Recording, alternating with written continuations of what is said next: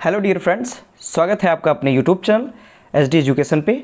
आज है 24 जुलाई 2024 और हम बात करने वाले हैं आज के most important current affair question के बारे में।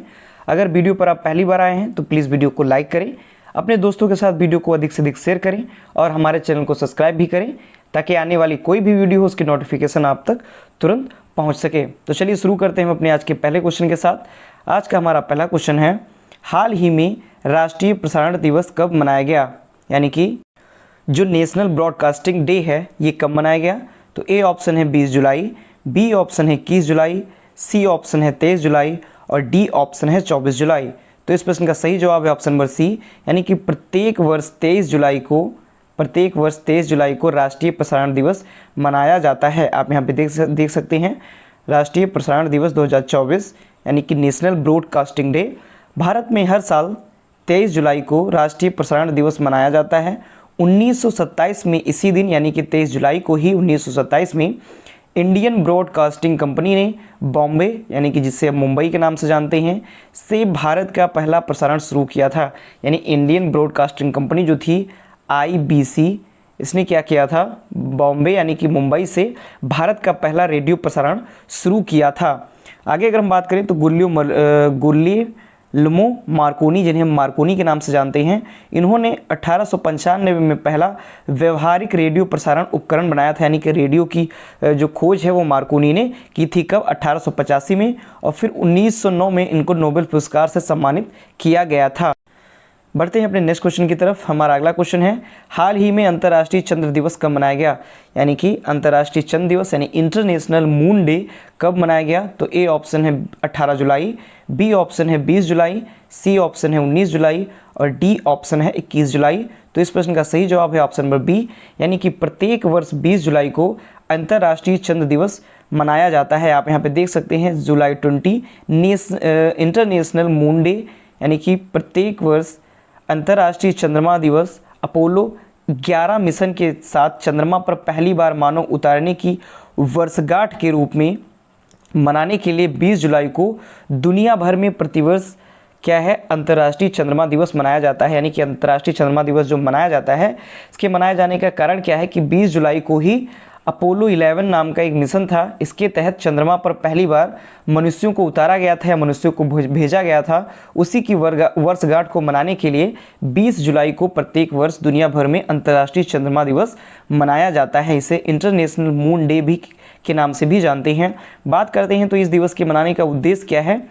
तो स्थायी चंद्रमा अन्वेषण यानी कि चंद्रमा पर जो खोजें होती हैं और उपयोग के बारे में लोगों को जागरूकता करना या जागरूकता बढ़ाना। यानी कि जो चंद्रमा पर जो भी खोज होती है, जो भी अन्वेषण होता है तथा चंद्रमा क्या क्या कुछ उपयोग है हमारे दैनिक जीवन में, इन सभी के बारे में लोगों को जागरूक करना तथा उनके बारे में अवेयरनेस फैलाना इस दिवस मनाने का प्रमुख उद्देश्य होता है। बात करें तो 20 जुलाई 2024 को अपोलो 11 मिशन की 55वीं वर्षगांठ है, यानी कि 55 साल होने वाले हैं 20 जुलाई 2024 को। आगे अगर हम बात करें तो थीम क्या रखी गई इस वर्ष की? तो थीम 2024 की है illuminating the shadows. Most important theme है क्योंकि थीम छोटी है, इसीलिए पूछे जाने की पूरी संभावना है। तो थीम 2024 क्या है? Illuminating the shadows. आगे बात करें तो अंतर्राष्ट्रीय चंद्रमा दिवस मनाने के लिए संयुक्त राष्ट्र डाक प्रशासन यानी कि UNPA, संयुक्त राष्ट्र डाक प्रशासन ने क्या किया है? चंद्रमा मिशन की विभिन्न तस्वीरों वाली 6 डाक टिकट और 3 स्मारिका पत्रिका जारी कर रहा है। यानी कि इस दिवस के अवसर पर चंद्रमा मिशन की जो भी विभिन्न तस्वीरें हैं तो उन तस्वीरों वाली 6 डाक टिकट और 3 स्मारिका जो पत्रक हैं ये जारी कर रहा है। कौन? संयुक्त राष्ट्र डाक प्रशासन। आगे अगर हम बात करें अगले क्वेश्चन की तो अगला क्वेश्चन हमारा, हाल ही में किसे PwC इंडिया के अध्यक्ष के रूप में चुना गया? तो ए ऑप्शन है दीपा गोयल, बी ऑप्शन है संजीव कृष्णन, सी ऑप्शन है अमित त्यागी और डी ऑप्शन है गीता बोरा। तो इस प्रश्न का सही जवाब है ऑप्शन नंबर बी, यानी कि संजीव कृष्णन को PwC इंडिया के अध्यक्ष के रूप में चुना गया है। आप यहाँ पर देख सकते हैं आर्टिकल में, ये संजीव कृष्णन जी हैं और संजीव कृष्णन जो है ये दूसरे कार्यकाल के लिए PwC इंडिया के अध्यक्ष चुने गए हैं, यानी कि इनका यह दूसरा कार्यकाल है। बात करें तो इनका कार्यकाल 1 अप्रैल 2025 से शुरू होने वाला है, यानी कि 1 अप्रैल 2025 से इनका यह कार्यकाल, नया कार्यकाल शुरू होगा, क्योंकि वर्तमान में जो ये चल रहा है इनका पुराना ही कार्यकाल है और दूसरे कार्यकाल के लिए जो ये नियुक्त किए गए हैं तो वह कार्यकाल 1 अप्रैल 2025 से शुरू होगा। बात करें तो जो संजीव कृष्णन जी हैं ये 1991 में एक आर्टिकल ट्रेनी के रूप में पीडब्ल्यूसी में शामिल हुए थे, यानी कि 1991 में पीडब्ल्यूसी में ये शामिल हुए थे और अब जाकर के पीडब्ल्यूसी इंडिया के ये अध्यक्ष नियुक्त कर दिए गए हैं। बढ़ेंगे नेक्स्ट क्वेश्चन की तरफ। तो हमारा अगला क्वेश्चन है, हाल ही में किस राज्य सरकार ने एनसीआर यानी कि नेशनल कैपिटल रीजन के तहत एससीआर गठित किया है, यानी कि ऐसा कौन सा राज्य है जिसने एनसीआर के ही तरह एससीआर गठित किया हुआ है? तो ए ऑप्शन है गुजरात, बी ऑप्शन है केरल, सी ऑप्शन है उत्तर प्रदेश और डी ऑप्शन है मध्य प्रदेश। तो इस प्रश्न का सही जवाब है ऑप्शन नंबर सी, यानी कि मध्य प्रदेश राज्य सरकार जो है इसने क्या किया है, एनसीआर की तरह ही एससीआर गठित किया हुआ है। आप यहाँ पर देख सकते हैं उत्तर प्रदेश के मुख्यमंत्री माननीय योगी आदित्यनाथ जी हैं और इन्होंने ही यूपी में एनसीआर की तर्ज पर एससीआर गठित करने की बात की है। इस एससीआर योजना में यूपी के 6 शहरों को शामिल किया गया है, यानी कि यूपी के उत्तर प्रदेश के 6 शहरों को शामिल किया गया है। इसमें लखनऊ समेत उन्नाव, हरदोई, सीतापुर, रायबरेली और बाराबंकी भी शामिल है, यानी कि इसमें बाराबंकी डिस्ट्रिक्ट भी शामिल है। टोटल 6 शहरों को इसमें शामिल किया गया है। बात करें तो इसके अंतर्गत 27,860 वर्ग किलोमीटर का इलाका कवर किया जाएगा, यानी कि यह जो बनाया जाएगा तो इसका क्षेत्रफल क्या होगा, 27,860 वर्ग किलोमीटर के क्षेत्रफल में यह जो एससीआर है इसका गठन किया जाएगा। आगे बात करें एससीआर में भूमि अधिग्रहण का टारगेट क्या है, तो हरदोई से 5986 वर्ग किलोमीटर, सीतापुर से 5,743 वर्ग किलोमीटर, बाराबंकी से 4,402 वर्ग किलोमीटर, लखनऊ 2,528 वर्ग किलोमीटर, उन्नाव 4,558 वर्ग किलोमीटर और रायबरेली 4,609 वर्ग किलोमीटर ये भूमि अधिग्रहण का टारगेट रखा गया है एससीआर बनाने के लिए। बढ़ेंगे अपने नेक्स्ट क्वेश्चन की तरफ। तो हमारा अगला क्वेश्चन है, हाल ही में पद्मश्री पुरस्कार विजेता कमला पुजारी का निधन हुआ, वे कहाँ की थी, यानी वे कहाँ की रहने वाली थी? तो ए ऑप्शन है आंध्र प्रदेश, बी ऑप्शन है गोवा, सी ऑप्शन है उड़ीसा और डी ऑप्शन है राजस्थान। तो इस प्रश्न का सही जवाब है ऑप्शन नंबर सी, यानी कि जो पद्मश्री पुरस्कार विजेता कमला पुजारी का निधन हुआ है वो उड़ीसा की रहने वाली थी। आप यहाँ पे आर्टिकल में देख सकती हैं, ये पद्म पुरस्कार विजेता कमला पुजारी जी हैं और प्रख्यात कृषिविद हैं, यानी कि ये एग्रीकल्चरिस्ट हैं और पद्मश्री पुरस्कार से सम्मानित जो कमला पुजारी जी हैं इनका भी हाल ही में निधन हो गया। इनका निधन उड़ीसा के कटक में हुआ है और इनकी निधन का कारण दिल का दौरा पड़ गया, जिस कारण से इनका निधन हो गया है। 2019 में इन्हें प्रतिष्ठित पद्मश्री पुरस्कार से सम्मानित किया गया था, यानी कि इनको पद्मश्री पुरस्कार कब मिला था, तो 2019 में इनको पद्मश्री पुरस्कार मिला था। नेक्स्ट क्वेश्चन पे चलते हैं। तो हमारा अगला क्वेश्चन है, हाल ही में 2023 में सेलिब्रिटी ब्रांड वैल्यूएशन में कौन शीर्ष पर है, यानी कि जो सेलिब्रिटी ब्रांड वैल्यूएशन की एक लिस्ट जारी की जाती है तो उसमें 2023 में कौन टॉप पर बना हुआ है? तो ए ऑप्शन है आलिया भट्ट, बी ऑप्शन है रणबीर कपूर, सी ऑप्शन है विराट कोहली और डी ऑप्शन है सलमान खान। तो इस प्रश्न का सही जवाब है ऑप्शन नंबर सी, यानी कि जो विराट कोहली हैं ये 2023 में सेलिब्रिटी ब्रांड वैल्यूएशन में शीर्ष पर हैं, टॉप पर ये बने हुए हैं। तो Virat Kohli top celebrity brand valuation in 2023, यानी 2023 में जो विराट कोहली हैं ये सेलिब्रिटी ब्रांड वैल्यूएशन में शीर्ष पर बने हुए हैं। इनकी ब्रांड वैल्यू जो है वो $227.9 मिलियन है और इतनी ब्रांड वैल्यू के साथ ये फर्स्ट पोजीशन पर हैं। तो फर्स्ट पर विराट कोहली हैं, सेकंड पर रणवीर सिंह, थर्ड पर शाहरुख खान, फोर्थ पर हैं अक्षय कुमार और फिफ्थ पर हैं आलिया भट्ट। इस प्रकार ये टॉप 5 की लिस्ट है जिसमें से फर्स्ट पोजीशन पर विराट कोहली बने हुए हैं।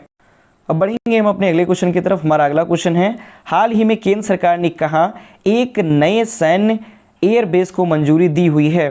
तो ए ऑप्शन है दमन और दीव, बी ऑप्शन है लक्षद्वीप, सी ऑप्शन है चंडीगढ़ और डी ऑप्शन है पुदुचेरी। तो इस प्रश्न का सही जवाब है ऑप्शन नंबर बी, यानी कि लक्षद्वीप में केंद्र सरकार ने एक नए सैन्य एयरबेस को मंजूरी दे दी है, यानी वहां पर एक नया सैन्य एयरबेस बनाया जाएगा। आगे हम बात करें तो भारत ने लक्षद्वीप में 2 नए दो सैन्य हवाई क्षेत्र बनाने की योजना को मंजूरी दी है, जिनमें से एक का जो कार्य है वो लगभग शुरू होने वाला है। इस प्रकार दो सैन्य हवाई क्षेत्र बनाने की योजना को मंजूरी दी गई है। मालदीव से लगभग 50 मील की दूरी पर मिनिकॉय द्वीप पर दोहरे उद्देश्य वाले इन हवाई क्षेत्रों को वाणिज्यिक एयरलाइन के लिए भी खोला जाएगा, यानी कि जो वाणिज्यिक एयरलाइन है इनके लिए भी इनका इस्तेमाल किया जाएगा। बढ़ेंगे अगले क्वेश्चन की तरफ। तो हमारा अगला क्वेश्चन है, हाल ही में DMRC ने किस देश के सहयोग से ई वेस्ट रिसाइकलिंग बॉक्स सुविधा का उद्घाटन किया, यानी कि जो ई वेस्ट रिसाइकलिंग होती है उसके बॉक्स सुविधा का उद्घाटन किया है DMRC ने। तो किस देश के सहयोग से ऐसा किया हुआ है? तो ए ऑप्शन है ऑस्ट्रेलिया, बी ऑप्शन है जापान, सी ऑप्शन है ब्राज़ील और डी ऑप्शन है ब्रिटेन। तो इस प्रश्न का सही जवाब है ऑप्शन नंबर बी, यानी कि DMRC ने जापान देश के सहयोग से ई वेस्ट रिसाइकलिंग बॉक्स सुविधा का उद्घाटन किया हुआ है। आप यहाँ पर रिसाइकल बॉक्स इधर देख भी सकते हैं आर्टिकल में। तो DMRC ने जापानी जो कंपनी है उनके सहयोग से 15 मेट्रो स्टेशनों पर ई कचरा रिसाइकलिंग बॉक्स लॉन्च किए हैं। आगे बात करें तो जापान की जो रिसाइकलिंग फर्म है नाम है JIT Yamanashi India private limited. इसने मिल करके DMRC के साथ मिल करके 15 मेट्रो स्टेशनों पर ई कचरा रिसाइकलिंग बॉक्स लॉन्च किए हैं। बात करें 15 प्रमुख जो इंटरचेंज मेट्रो स्टेशन हैं उनमें welcome, Kashmiri gate, Netaji Subhash Chandra place, Guru Tegh Bahadur नगर नई दिल्ली, राजीव चौक, केंद्रीय सचिवालय दिल्ली, हॉट INA, हौज खास, द्वारका जनकपुरी पश्चिमी, राजौरी गार्डन, मंडी हाउस, यमुना बैंक और लाजपत नगर शामिल हैं। यानी कि इन टोटल 15 जो मेट्रो स्टेशन हैं इन पर ई कचरा रिसाइकलिंग बॉक्स लॉन्च किए गए हैं। नेक्स्ट क्वेश्चन की तरफ बढ़ेंगे। तो हाल ही में यूनेस्को के 46वें विश्व धरोहर सत्र की मेज़बानी कौन कर रहा है, यानी कि जो 46वां यूनेस्को का विश्व धरोहर सत्र है इसकी मेज़बानी कौन कर रहा है, इसको होस्ट कौन कर रहा है? तो ये ऑप्शन है इंदौर, बी ऑप्शन है नई दिल्ली, सी ऑप्शन है कोलकाता और डी ऑप्शन है वाराणसी। तो इस प्रश्न का सही जवाब है ऑप्शन नंबर बी, यानी कि नई दिल्ली में यूनेस्को के 46वें विश्व धरोहर सत्र की मेज़बानी हो रही है। अगले पॉइंट की तरफ अगर बढ़ें तो अगला पॉइंट है, नई दिल्ली स्थित भारत मंडपम में विश्व धरोहर समिति के 46वें सत्र का उद्घाटन किया गया है। यह जो बैठक है यह 21 से 31 जुलाई 2024 तक यानी कि 10 दिनों तक यह होगी और ये नई दिल्ली के भारत मंडपम में होगी, यानी कि नई दिल्ली में जो भारत मंडपम बना हुआ है वहाँ पर यह बैठक आयोजित की जाएगी। विश्व धरोहर समिति में वर्तमान में 21 देश शामिल हैं, यानी कि वर्तमान में यहाँ विश्व धरोहर समिति में कितने देश शामिल हैं? 21 देश शामिल हैं। नेक्स्ट क्वेश्चन की तरफ बढ़ती हैं। नेक्स्ट और ये हमारा लास्ट क्वेश्चन है, हाल ही में कौन MotoGP इंडिया के ब्रांड एम्बेसडर नियुक्त किए गए हैं? तो ए ऑप्शन है हार्दिक पांड्या, बी ऑप्शन है नीरज चोपड़ा, सी ऑप्शन है शिखर धवन और डी ऑप्शन है अक्षय कुमार। तो इस प्रश्न का सही जवाब है ऑप्शन नंबर सी, यानी कि शिखर धवन MotoGP इंडिया के ब्रांड एम्बेसडर नियुक्त किए गए हैं। आप यहाँ पे आर्टिकल में भी देख सकते हैं, Shikhar Dhawan becomes brand ambassador for MotoGP India. आगे हम बात करें तो शिखर धवन MotoGP इंडिया के नए ब्रांड एम्बेसडर बनाए गए। यूरो स्पोर्ट इंडिया ने अपना नवीनतम अभियान फेस कर रेस कर भी लॉन्च किया है, यानी कि जो यूरो स्पोर्ट इंडिया है इसने अपना नवीनतम अभियान फेस कर रेस कर ये लॉन्च किया हुआ है। और 2024 में MotoGP की बात करें, रेसों की बात करें तो 2024 MotoGP की जो सीज़न है वो जोरों पर है, यानी कि हो रही हैं और अब तक 9 रेसें पूरी हो चुकी हैं MotoGP रेस की। तो ये थे आज के हमारे most important current affairs questions, जो कि आगे आने वाली किसी भी परीक्षा के लिए बहुत ही ज़्यादा इंपॉर्टेंट होने वाले हैं। अगर वीडियो आपको पसंद आती है, अगर क्वेश्चंस आपको पसंद आते हैं तो प्लीज़ वीडियो को लाइक करें, अपने दोस्तों के साथ अधिक से अधिक शेयर करें और हमारे चैनल को सब्सक्राइब भी करें। धन्यवाद।